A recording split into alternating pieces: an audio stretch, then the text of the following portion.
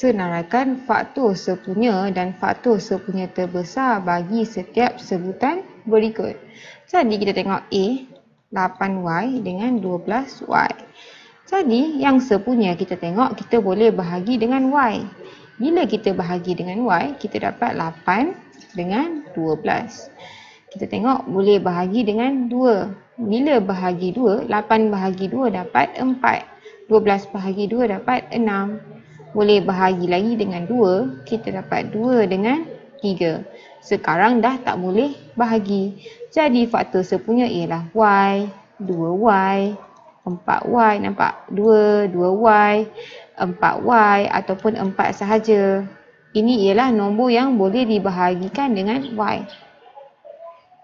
Dan faktor sepunya terbesar ialah Y darab 2 darab 2, di mana faktor sepunya terbesar ialah 4Y. Okay. Faktor sepunya, selain ni, kita tahu semua ni boleh bahagi dengan 1, di mana 1 ialah merupakan faktor sepunya juga. Okay. Jadi B, kita ada 2B dengan 3B. Kita tengok dia boleh dua-dua boleh bahagi dengan B. Jadi kita ada bila bahagi B dapat 2 dengan 3.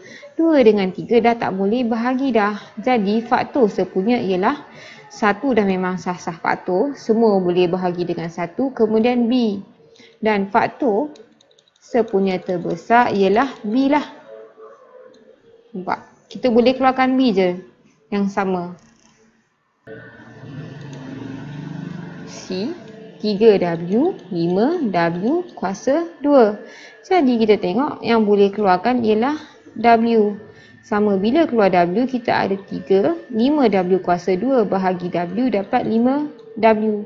Kita dah tak boleh nak keluarkan dah benda yang sama. Jadi faktor sepunya ialah 1 sudah pasti W. Dan faktor sepunya terbesar ialah W lah. W sahaja. Jadi D, 10M kuasa 2, 15M K. Yang sama boleh keluarkan ialah M. Lepas keluarkan M, kita ada 10M dengan 15K.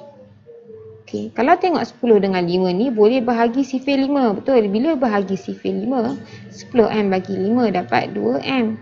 15K bahagi 5 dapat 3K. Kita tengok bawah ni. Kita dapat nombor perdana 2 dengan 3 memang dah tak boleh bahagi. M dengan K pun tak sama.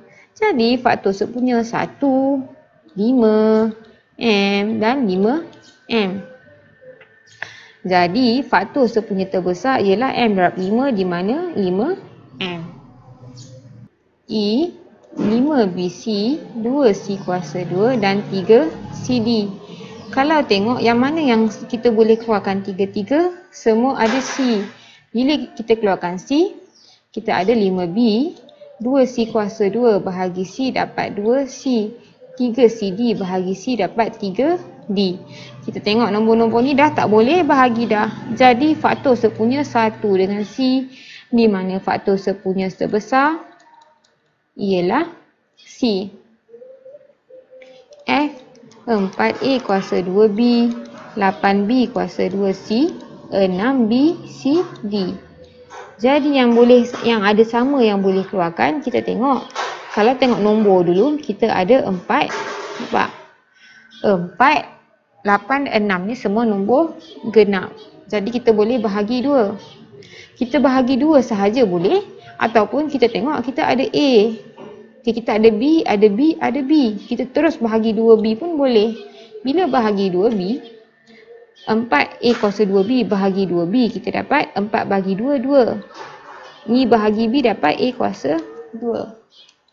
8B kuasa 2C bahagi 2B, kita dapat 8 bahagi 2, 4. B kuasa 2 bahagi B dapat BC. 6BCD, 6 bahagi 2B, 6 bahagi 2 dapat 3, B bahagi B dah tak adalah B, C, D.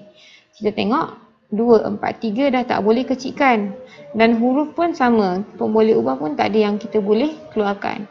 Jadi faktor sepunya ialah 1, 2 darab B, tadi 2 pun faktor, B pun faktor, 2B pun faktor. Tapi faktor sepunya terbesar ialah 2B.